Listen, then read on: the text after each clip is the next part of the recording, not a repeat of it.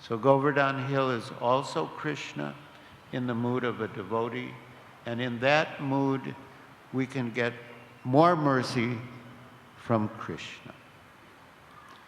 So we will be going to Govardhan Hill soon, and we can worship him in either mood. We can see him in either mood as Krishna or as a servant of Krishna.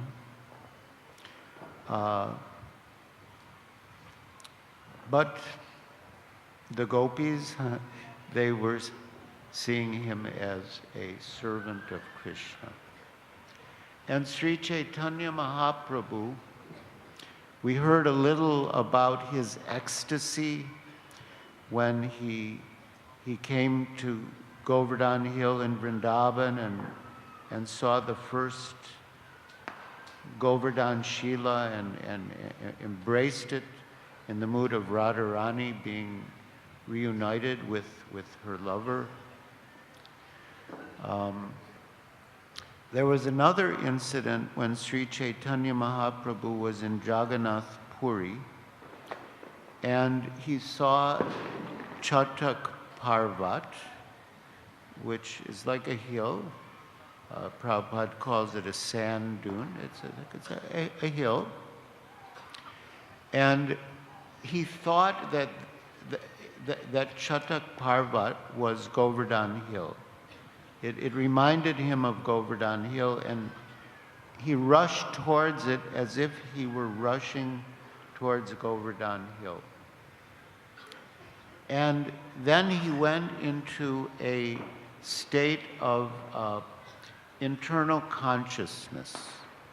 Srila Krishnadas Kaviraj Goswami explains that Sri Chaitanya Mahaprabhu had three states of consciousness: antardasha, internal;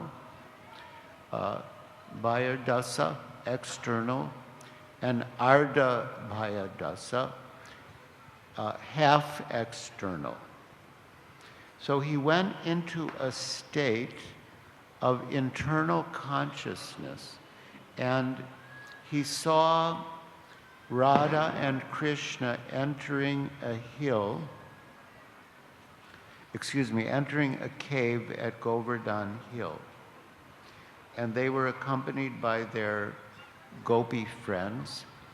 And one of the gopis told Chaitanya Mahaprabhu to collect some flowers for the service of Radha and Krishna.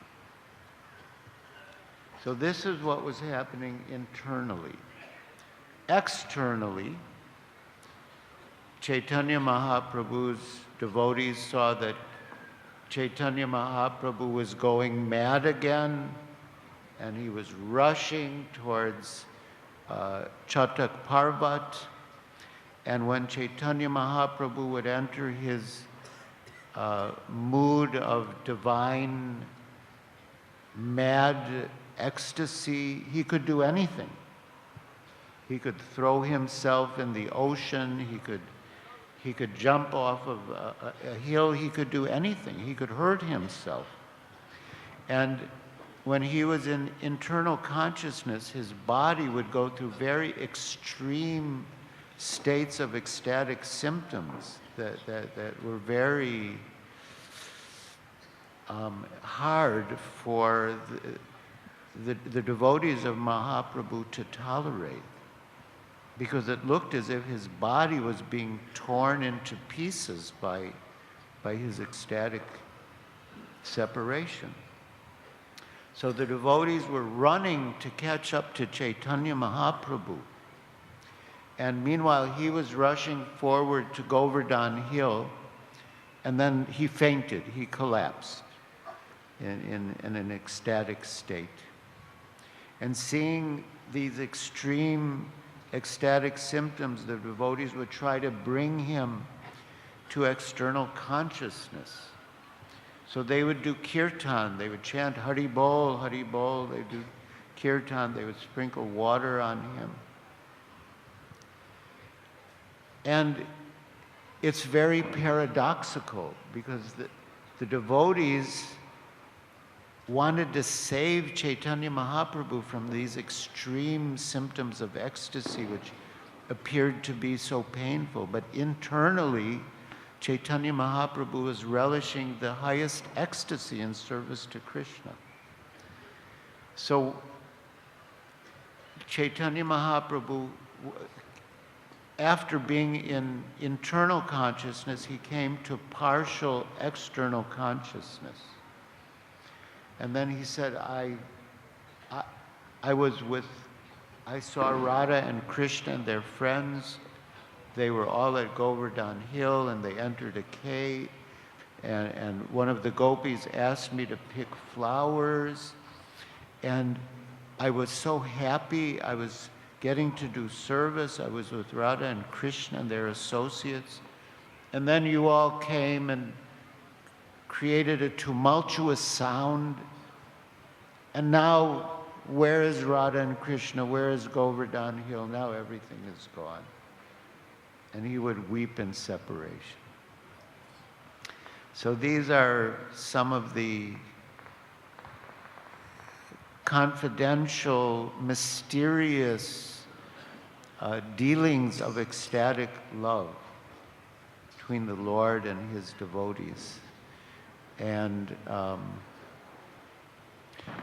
but this is how important Govardhan Hill is, that Chaitanya Mahaprabhu, although he's generally he's often in the mood of Radharani, but in this pastime, he was in the mood of a maidservant of Radharani.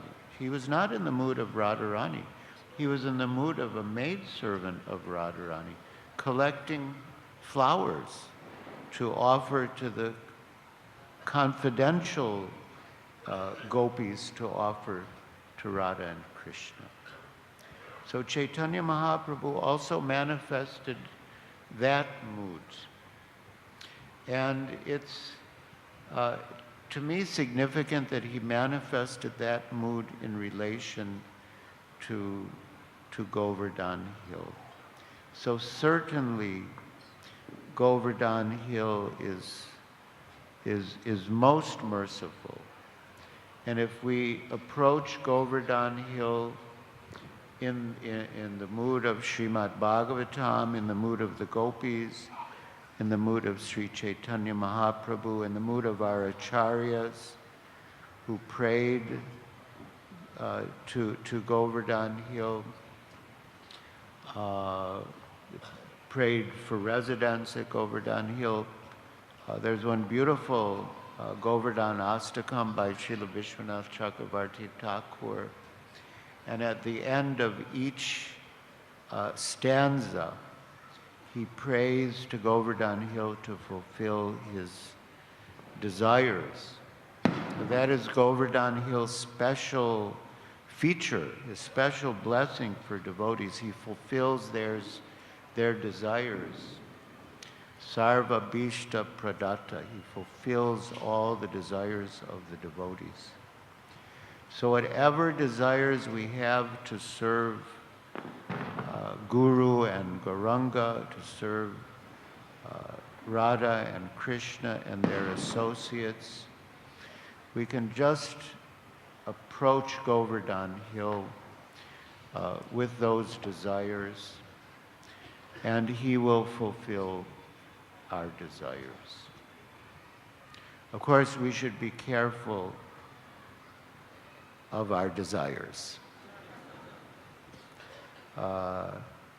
There's a story, I don't remember the details, but someone was in a situation where whatever he thought he would get. So he thought, wow, I wonder what would happen if I thought of a tiger, and a tiger immediately came and devoured him.